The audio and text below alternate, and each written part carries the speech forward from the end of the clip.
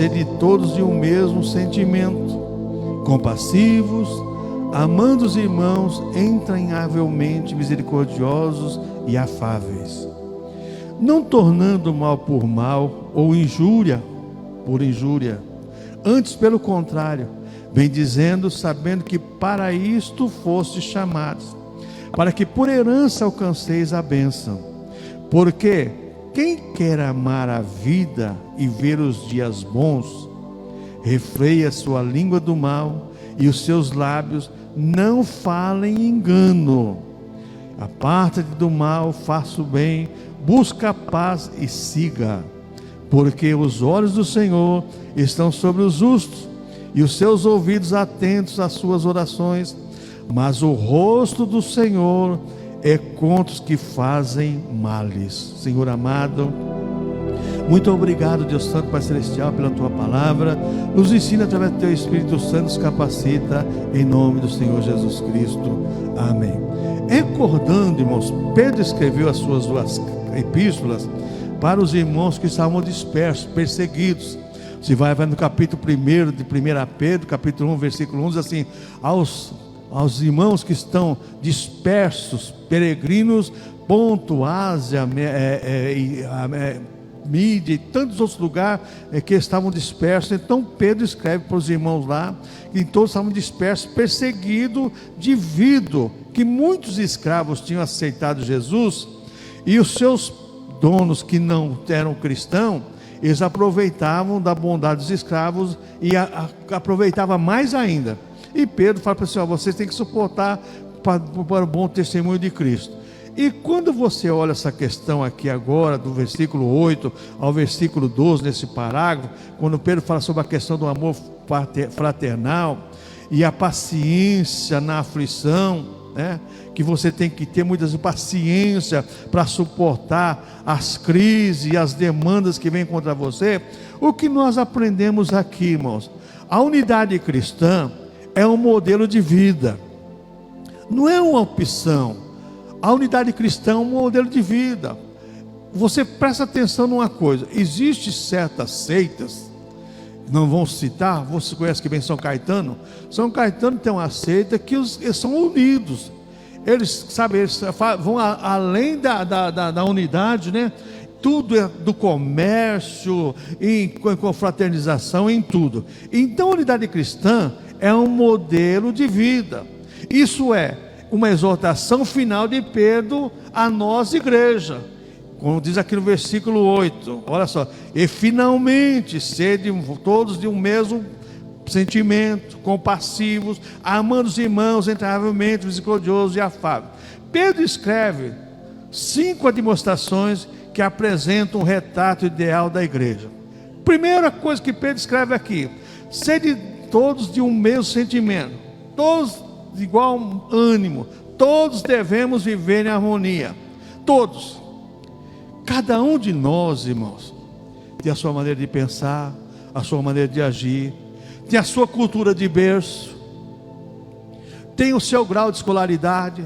Então existe diferença entre a formação intelectual da pessoa, mas não pode existir diferença na formação espiritual dos irmãos. A unidade espiritual é exatamente nessa questão, porque muitas vezes as pessoas acham que a minha formação influi na espiritualidade e na convivência. Não. O Espírito Santo, ele forma o corpo de Cristo. Ele formando o corpo de Cristo agora, ele une o corpo de Cristo em um mesmo propósito, um mesmo sentimento, e uma mesma adoração, um mesmo louvor, e assim por diante. Então todos têm que pensar da mesma forma, concernente ao Senhor Jesus Cristo e à vida eterna. Pensar da mesma forma, não vão pensar, tem pessoas que têm cultura diferente, costumes diferentes, você não vai pensar como ela, você tem os seus. Mas quando se fala da vida espiritual, nós temos que ter unidade, porque senão existe divisão. A igreja de Corinto, tantos dons, tanta coisa, e é uma igreja dividida. Eu sou de Paulo, eu sou de Cefo, eu sou de Apolo, existe o grupo seleto, eu sou de Jesus. Aí Paulo fala assim, ó, está Cristo dividido? Não, não está dividido.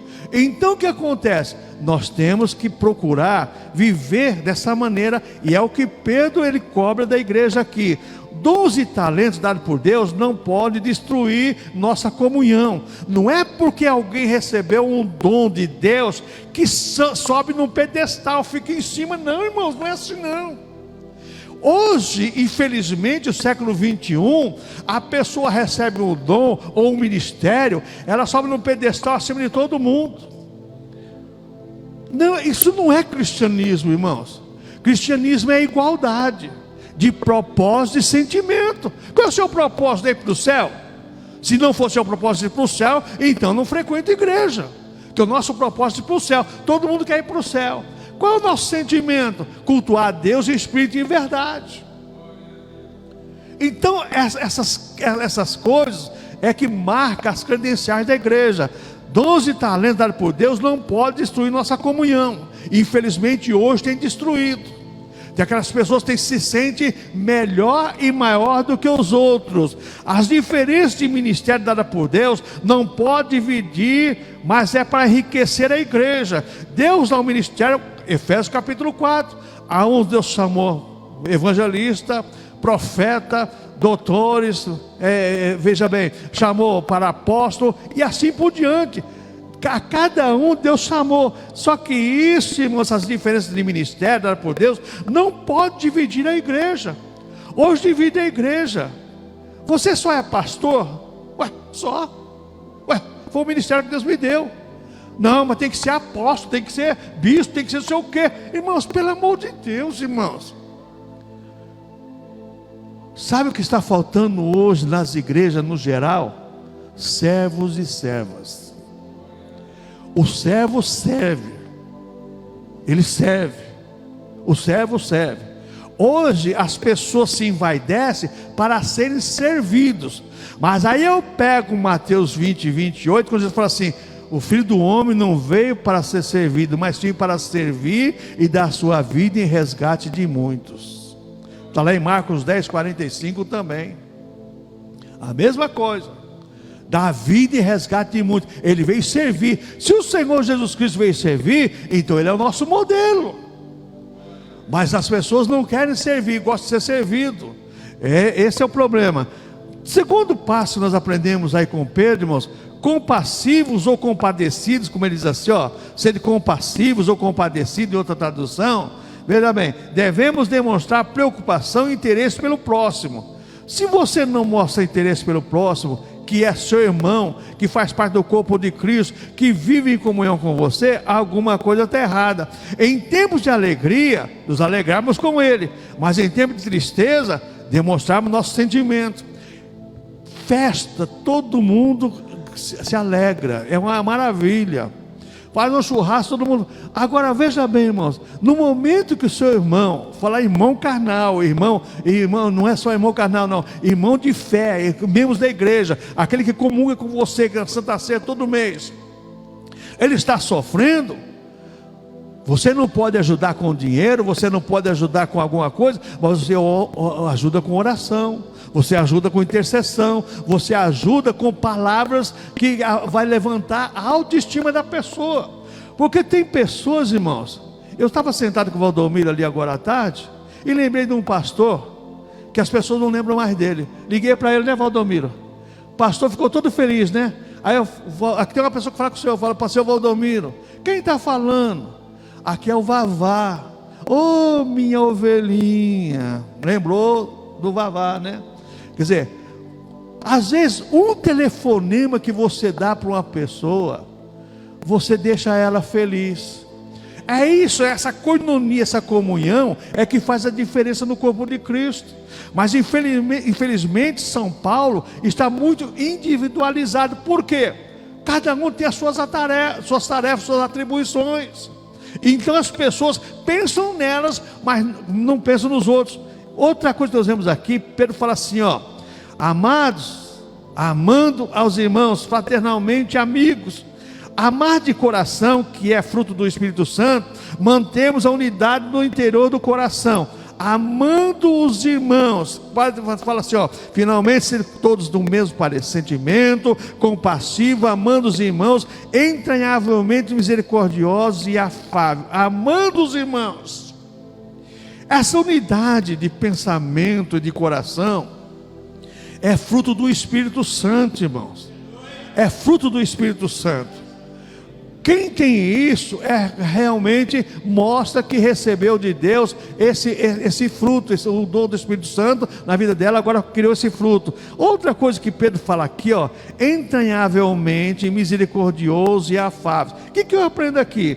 No original grego, sentimento que vem dos intestinos.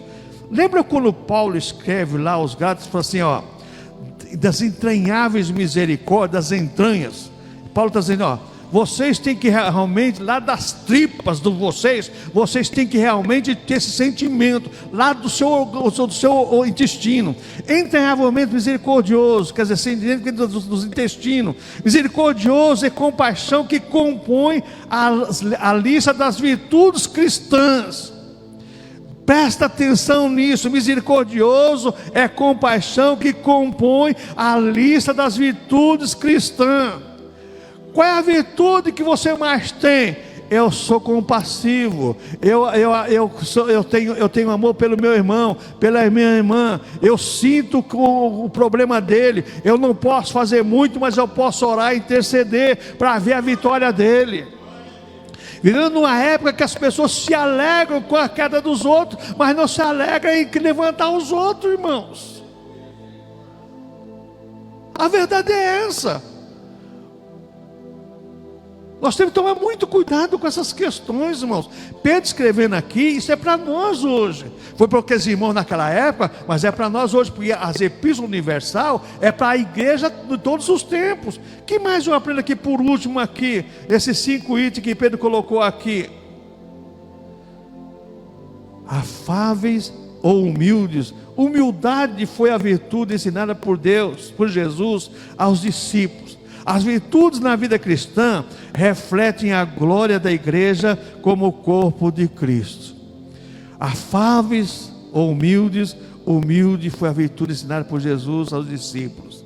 Lembra quando os discípulos chegaram, o João e o Tiago mandou a mãe, chegou para Jesus e falou assim, olha, Senhor, lembra de quando estiver no teu reino, colocar o do meu filho da direita ou da esquerda? Ou na direita ou na esquerda? O senhor lembra disso? Ele falou assim, ó, não compete a mim fazer isso. Vocês podem beber o cálice que eu vou beber? Podemos, mas fazer isso compete ao Pai.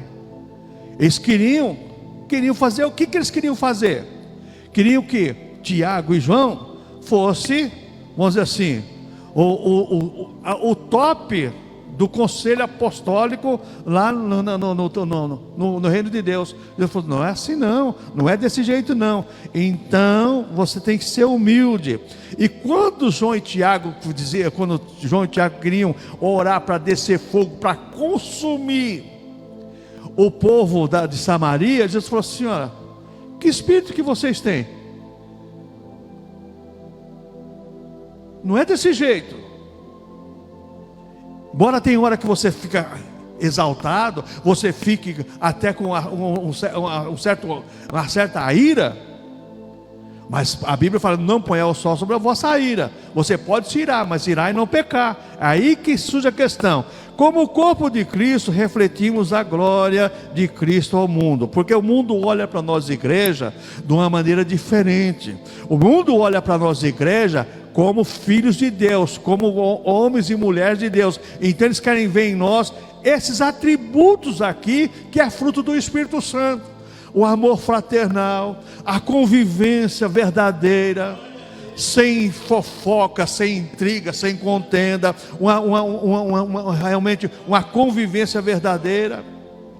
A pior coisa que existe, quem fez aqui, veja bem, a curso de qualidade total sabe disso. A pior coisa que existe num grupo são os tesouras. O que são os tesouras? Aqueles que cortam a vida dos outros.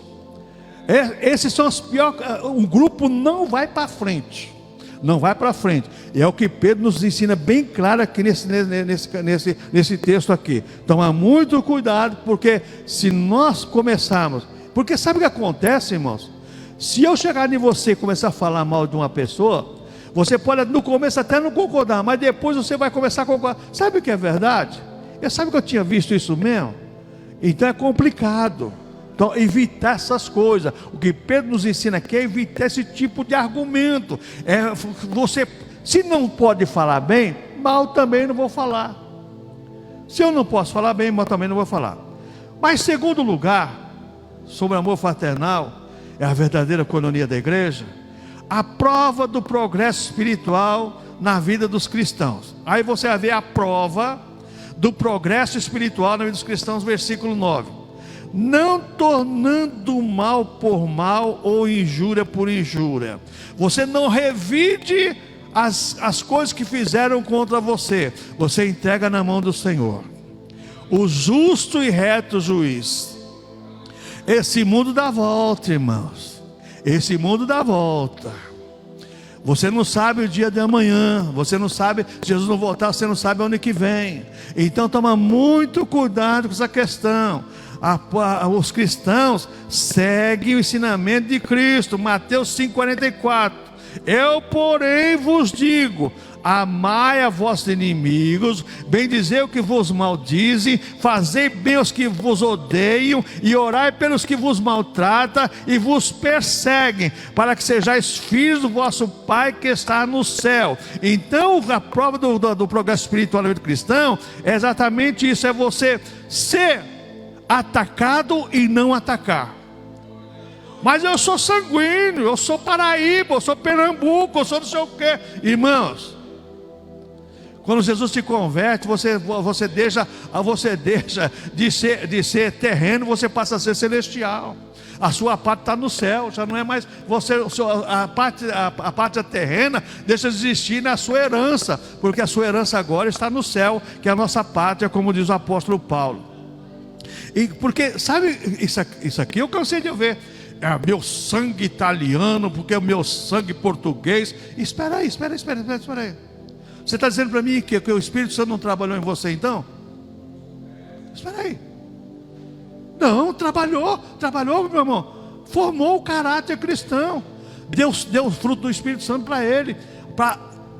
Nós temos que ser apaziguadores, não incendiários, irmãos. Incendiário, deixa essa turminha que gosta de tocar fogo em tudo aí, deixa eles tocar fogo mesmo. Mas nós somos apaziguadores. Nós cristãos somos apaziguadores. Toma muito cuidado. Pagar o mal com o mal e o insulto com o insulto não tem lugar na religião cristã. Não existe isso. Você já pensou se Jesus fosse pagar o mal por mal? As acusações que ele recebeu na condenação injusta dele, embora fosse o plano de Deus. Mas cuspir em Jesus, rapaz. Jesus, vou te contar uma coisa. Olha, que compaixão aquele homem tinha, e tem até hoje por nós. O poder que ele tinha, ele podia pegar aquela língua do cara que cuspiu e enrolar ela na boca do camarada, ele não falar nunca mais, nem comer. Cuspiu em Jesus. Mas Jesus foi manso. Por isso que a Bíblia fala em Isaías: como o cordeiro mudo foi levado ao matadouro, não abriu a sua boca. Ele sofreu as injúrias, sofreu todo o traje que cabia a nós recebermos, mas não abriu a sua boca. Outra coisa que nós aprendemos aqui, irmãos, os ensinos de Cristo e dos apóstolos, é não procedemos como o mundo. Você é trouxa, rapaz, vai deixar isso barato? Entrego na mão do Senhor. Entrego na mão do Senhor. Tem mais Deus para dar do que o diabo para tirar. Eu creio nisso. Deixa na mão de Deus. Nada melhor que um dia após o outro. Nada melhor que um dia após o outro. Porque eu vou dizer uma coisa para você. Olha só Deus na causa. Os ensinos de Cristo dos apóstolos é não procedermos como o mundo. O mundo procede com vingança, com tirania. Não leva o desaforo para casa. Cadeia está cheia de pessoas que não levou desaforo para casa. O inferno está lotado de pessoas que não levou desaforo para casa. Cuidado, irmãos, né? Nós aprendemos com o apóstolo Pedro aqui. O que mais eu aprendo aqui nesse versículo 9 agora? O termo abençoar, que quer dizer promovermos o bem, estar em todas nossas ações, a promover o bem, fazer o bem, abençoa a pessoa fazendo o bem. Por quê? Porque quando você faz o bem, você recebe o bem. Lembra que Jesus falou para os discípulos, quando enviou os 70? Vocês entraram numa casa, vocês dizem, paz seja convosco. Se houver um filho da paz, vai receber, se não, volta para você. Você desejou o bem para a pessoa não aceitou, o problema é dela. O problema é dela. O que mais eu aprendo aqui nesse versículo 9? Quem abençoa poderá herdar bênçãos do Senhor. Se eu sou abençoado, Deus vai me abençoar. Se eu abençoo, Deus vai me abençoar. Agora tem pessoa que é abençoado e não abençoa. Esse é um outro problema que nós estamos vivendo no século 21. Nunca se trabalha para receber uma herança. Ela é recebida como presente. Olha o que diz aqui o versículo 9: não tornando mal por mal, injúria por injúria. Antes, pelo contrário, bem dizendo, sabendo que para isso fosse chamados, para que por herança alcanceis a bênção. Você não trabalha por uma herança, você recebe. Você recebe de Deus a salvação, e recebe os dons do Espírito Santo, e recebe a limpeza que Deus dá através da palavra. Tudo recebemos gratuitamente. Ninguém trabalha por isso, não. O que mais eu aprendo aqui, irmãos? A nossa maior herança é a salvação eterna em Cristo Jesus. Muitos querem ir para o céu, mas poucos querem obedecer à palavra de Deus. Todo mundo quer ir para o céu, como se o céu fosse, vamos dizer assim, o fast food da graça, né? Está tudo certinho, delivery, à vontade. Irmão, não é assim não. Existem regras. Deus deixou a sua palavra. Essa aqui é a palavra de Deus revelada. Essa aqui é a palavra de Deus escrita para nós aprendermos e colocarmos em prática em nossas vidas. Então nossa maior herança é a salvação eterna em Cristo Jesus. Nós não temos uma outra herança maior. Você pode receber uma fazenda de 100 alqueires, 500 alqueires de herança do seu pai, mas não vai te levar para o céu não. Você pode receber uma mansão, um apartamento, tudo isso é muito bom, é bom, mas vai ficar aqui se você for embora. Aí que está o negócio, como diz aquele louvor antigo do Paz e Amor, né? A multidão te leva até o cemitério, mas lá para frente o caso é mais sério. Não terá ninguém para o acompanhar. A sua salvação depende das suas atitudes, da sua vida com Deus. Então essa é a maior herança que nós temos como igreja. Irmãos, por que a maioria dos herdeiros, quando herda alguma coisa, perde tudo logo? Porque não zera, não custou nada para ele. Herança, geralmente, muitas pessoas perdem tudo. Por quê? Não preza por aquilo que recebeu. A salvação é de graça, mas existe um compromisso nosso para com Deus. Versículo 10 e 12, Pedro diz assim, porque quem quer amar a vida e ver os dias bons, olha que Pedro fala assim, quem quer amar a vida e ver os dias bons, refreia a sua língua do mal e os seus lábios não falam enganos. Aparta-se do mal e faça o bem, busque a paz e siga. Pedro nos ensina a amarmos a vida e vermos dias felizes. Você tem que amar a vida e ver dias felizes, para você viver feliz e você também fazer as pessoas que estão ao seu redor felizes também. Irmãos, trabalha 8, 10, 12 horas do lado de uma pessoa que só murmura, só reclama. Irmãos, olha, a hora não passa. Na hora do almoço ou da janta, você vai almoçar ou jantar, nem a comida desce direito. Mas trabalhe ao lado de uma pessoa que é amigável, que tem boas palavras. Como a hora passa. É isso que Pedro está ensinando aqui, irmãos. É isso que está ensinando aqui, ó. Pedro nos ensina a amarmos a vida e vivemos dias felizes. Deus nos deu uma vida para vivermos nesse mundo. E nós temos que cuidar dessa vida. A nossa vida é como a flor da erva. A Bíblia deixa bem claro isso. A flor da erva nasce de manhã e à tarde está morta. Tem uma planta lá no interior que chama um dia. De manhã cedo você vai assim naqueles pastos, ela nasceu, né? É uma espécie ela nasce de fungos assim, né? Chega à tardezinha, ela está murchinha, né? No outro dia não tem mais nada, está sequinha. A mesma coisa somos nós, irmãos. Deus é eterno e Ele nos criou para viver eternamente com Ele. A nossa vida nesse mundo, se você viver 100 anos, 120, 150, isso aí não é nada diante da eternidade que Deus tem para nós, igreja. Eternidade não tem começo, não tem fim. Só que a sua eternidade começou no dia que você levantou a mão para Jesus e aceitou Jesus no seu coração, na sua mente, e está fazendo a vontade dele. A partir desse dia que já começa a contar a sua eternidade, porque você vai viver eternamente com o Senhor. E você já vive feliz nesse mundo, porque você tem a felicidade já garantida da vida eterna.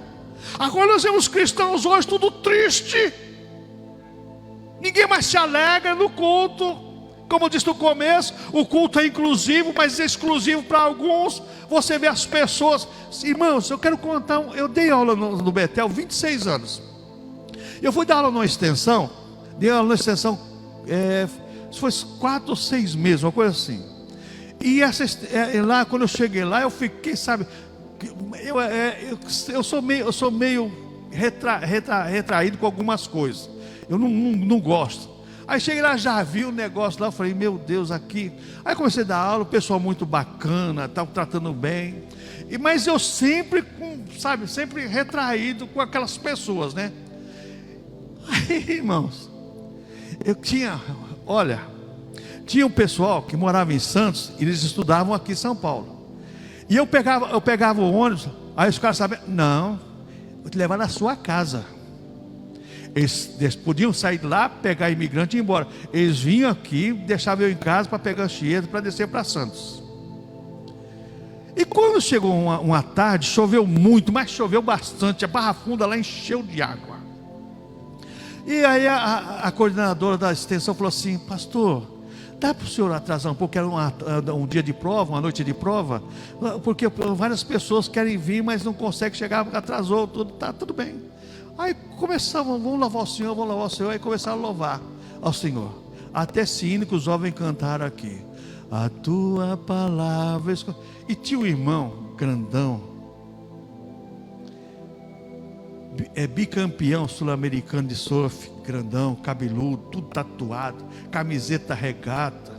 Chegou, eu quero louvar a Deus e adorar a Deus junto com o meu professor. E ele me abraçou assim, e eu, né, sabe, eu estou louvando, mas eu estou, né, sabe, eu estou, como diz assim, como diz o caipira, um olho no peixe, outro no gato, né? Aí estou assim, irmãos, Deus falou sério comigo, irmãos. Mas Deus me deu uma cutucada no fígado. Falou, João, você vê o exterior, eu vejo o coração. E eu olhei para o irmão assim, as lágrimas descendo, adorando. Jesus abençoa meu professor. Jesus abençoa esse homem, seu lar, sua família. E o idiota aqui, fazendo acepção de pessoas. Todos nós fazemos isso, irmãos, por causa da sua cultura. Mas você tem que, a comunhão, a convivência espiritual é que faz a diferença, irmãos. Muitas vezes nós nos posicionamos como os verdadeiros fariseus, não só como esse indivíduo aí não, esse publicano, não sou. Jesus fala, quem foi que saiu lá do templo abençoado? Foi aquele que se humilhou. Culto, irmãos, a Deus, vida cristã com Deus, requer humildade da nossa parte. E essa humildade não é uma coisa fantasiosa, é algo que vem do coração, vem da mente. é fruto do Espírito Santo. Apesar de muitos irmãos estarem passando por muitas dificuldades, Pedro olha a vida cristã de maneira positiva. Versículo 10: porque quem quer amar a vida e ver dias bons, refreia a sua língua do mal. Tem um autor que diz assim, um comentarista diz assim, que os escravos falavam mal dos patrões, né? Ele falou assim: não fala mal não, fala bem deles, fala bem deles. Então a vida cristã, você tem que ver de uma maneira positiva, porque se você começar a olhar de maneira negativa, irmãos, o que você mais vai ver na sua frente é coisa que não te agrada. Não te agrada, você vai ver. Mas quando você passa a olhar com os olhos diferentes, porque, irmãos, defeito todos nós temos, não existe um perfeito nesse mundo. Estamos buscando a perfeição, mas perfeito ninguém é. Agora as pessoas têm que procurar a perfeição em Cristo, Então Pedro fala assim, ó, apesar de muitos irmãos estarem passando por muitas dificuldades, Pedro olha a vida cristã de uma maneira positiva. Olha, vocês estão vivendo esses dias difíceis aqui, mas você tem uma vida eterna garantida, então procure ir em frente. Porque a vida é um dom de Deus, assim nossos dias também são dias felizes. Se Deus me deu um dom da vida, então com certeza esses dias são felizes. Mas pastor, não tem dinheiro para pagar a conta. Mas irmãos, coloca na mão do Senhor, que Deus vai dar um jeito. Deus vai dar um jeito. Você pensa que eu não faço provação? Irmãos, o que eu mais faço da minha vida desde 2016 é só prova. Deus, Jesus da glória. Mas Deus tem sustentado. Fazer o quê? Irmãos, e eu quero dizer uma coisa para você: não me arrependo não, irmãos, porque proposta eu tive para ganhar dinheiro, mas eu não vou trocar a minha fé e o meu credo no Senhor por dinheiro não. E não. Porque se eu quisesse ganhar dinheiro, irmãos, recebi proposta que eu vou te contar para você, eu estaria, vamos dizer assim, bonitinho. Mas é a minha fé, e a minha defesa de fé, as minhas convicções. Outra coisa que Pedro fala aqui no versículo 10: guarda a língua do mal para não destruir quem fala e quem ouve. Muitas vezes nossa língua, irmãos, a língua não tem poder para amaldiçoar, mas você pode fazer com que a sua língua destrua tanto quem você fala como quem ouve você falar. Toma muito cuidado com isso. Tiago fala que a língua é um pequeno órgão que coloca incêndio no mundo, né? Tiago fala sobre isso. A língua é um pequeno órgão, mas ela tem fagulha centelha que faz um incêndio terrível. Outra coisa que nós vemos agora no versículo 11: a parte do mal, e fugimos da aparência do mal, é praticarmos o bem. Versículo 11: a parte do mal, faça o bem, busque o paz e segue. Como é que você vai se apartar do mal se você não faz o bem? Se você pratica o bem, você se aparta do mal automático. Como Deus disse para Caim: o querer está nas tuas mãos, você que sabe, você faz o que você quiser. Buscar a paz e sermos pacificadores diante das contendas. Irmãos, a Bíblia fala, sabe, Salomão fala que exatamente sobre essa questão, que uma pessoa pode evitar contenda, mas uma má pessoa pode fazer dois amigos se brigarem, ficarem de mal. Jesus ensinou, irmãos, em Mateus 5:9, bem-aventurados os pacificadores, porque eles serão chamados filhos de Deus. Pacificadores, não os contendeiros, pacificadores, serão chamados filhos de Deus. Quem promove contenda não é filho de Deus, irmãos. Deus, olha, a gente que participa de assembleias, de presbitério, Assembleia Nacional, às vezes surgem umas contendas que você fala assim: meu Deus, para que isso? Para que isso? Não leva a nada. Mas sabe por quê, irmãos? Eu tenho razão, tem que ser do meu jeito. Irmãos, existe uma palavra chamada flexível. Você tem que ser flexível em muitas coisas para viver bem. Porque se você não for flexível, dentro da tua casa você não vive bem. Não vem com história para mim não. Se você não for flexível, dentro da tua casa você não vive bem. Imagina num aglomerado de pessoas. Você tem que ser flexível com algumas coisas. Fazer o quê? Ah, eu não concordo. Eu também não concordo. Mas você tem que ser flexível. Você vai fazer o quê? Agora, pecado não, aí é outra história. Pecado é pecado. Nós estamos falando de coinonia, de comunhão. Não é pecado não, ninguém vai passar a mãozinha em cima de pecado não. Pecado tem que ser punido. Então, veja bem, Jesus falou que bem-aventurados os pacificadores, porque eles são chamados filhos de Deus. Porque os olhos do Senhor estão sobre nós, os justos. Versículo 12, olha que Pedro diz assim, ó.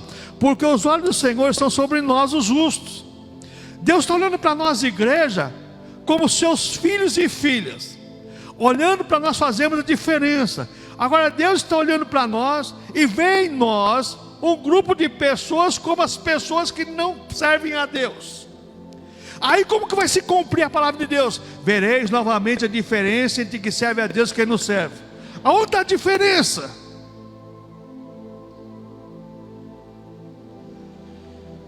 Irmãos, só Deus para ter misericórdia. Só Deus para ter misericórdia. Outra coisa, irmãos, nada passa despercebido aos olhares do Senhor nosso Deus. Versículo 12 diz aqui, ó. Porque os olhos do Senhor estão sobre o justo, e os seus ouvidos atentos às suas orações. Mas o rosto do Senhor é contra os que fazem males. Os olhos do Senhor, irmãos, está sobre nós. Nada passa desapercebido.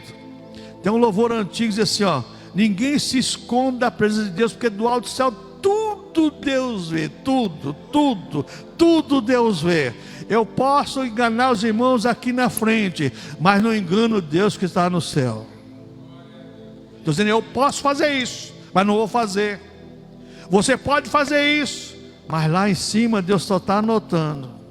Só está anotando. E vou dizer uma coisa, irmãos, quando Deus puxa a corda, eu sempre falo, Deus é que nem o bom pescador. O bom pescador está lá pescando, fisgou, né, pegou, tá, só vai dando linha, depois só dá um puxão. Quando Deus puxar a molinete dele, meu irmão, aí a coisa complica para o lado da pessoa. Nada passa percebido ao olhar do Senhor. O rosto do Senhor está contra aqueles que fazem o mal. Irmãos, por que Deus não exterminou o mundo ainda? Por causa da igreja, por causa dos salvos, aqueles que ainda vão ser salvos. Por causa disso, o rosto do Senhor está contra os que fazem o mal. Você acha que Deus aprova o que muita gente faz? Claro que não, irmãos. Como que não? Claro que não. Deus não aprova, mas Deus suporta, por amor às almas. Porque hoje vivemos na época da graça, na época do amor de Deus derramado em nossos corações e derramado para a salvação. Mas vai chegar o dia que quando Deus se sentar no trono como juiz, meu irmão, aí essas pessoas vão ver o que é Deus. Porque o Jesus é o Jesus de amor que salva, intercede, faz tanta coisa por nós. Mas no dia que ele sentar no trono, e o dia da ira do Cordeiro, como diz Apocalipse, misericórdia, que nós não estejamos aqui não, já estamos na glória com o Senhor. O Senhor contempla o justo e o ímpio neste mundo. Mateus 5,45, Jesus diz assim, ó: porque faz que o seu sol se levante sobre os maus e os bons, e a chuva desce sobre os justos e injustos. Deus vê todos aqui, os justos e injustos. Ele olha para nós, igreja, com um olhar diferente do que ele olha para o mundo, para as pessoas que não querem nada com o Senhor e ainda zombam do Senhor. E Deus dá o sol para ele, Deus dá a chuva, Deus dá tudo, e a pessoa acha, eu conquistei com as minhas mãos. Irmãos, essas pessoas vão sofrer as consequências com certeza. Deus ouve as orações dos justos, mas o rosto do Senhor está contra quem faz o mal. Versículo 12, porque os olhos do Senhor estão sobre os justos, e os seus ouvidos atendem às suas orações, mas o rosto do Senhor é contra os que fazem males. Deus, irmãos, ouve as nossas orações, mas o Senhor é contra quem faz o mal. E eu estava pensando sobre isso aqui, irmãos. Você já pensou essas pessoas que fazem lei, ditam leis e normas, fazem uma lei errada, um dia que vai acertar a conta com Deus? Eu estava pensando, cada um, a minha maneira de pensar. Como é que o filho que mata o pai e a mãe vai preso ou a filha. No dia do pai, saidinha. No dia da mãe, saidinha.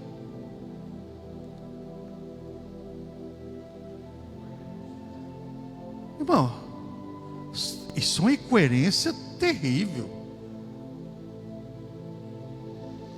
Até quem faz as leis, se não for na orientação de Deus, só faz coisa errada, irmãos. Só faz coisa errada. Não, vai sair, matou a mãe, matou o pai, e vai sair no dia da mãe, dia dos pais. Mas espera aí, o outro mata a própria filha no dia da criança, por saidinha. Esse é o ser humano, irmãos. É o ser humano sem Deus. Porque um ser humano que nasceu de novo, que existe nele o trabalhar do Espírito Santo, que forma o corpo de Cristo, jamais ele vai aceitar uma coisa dessa. Jamais.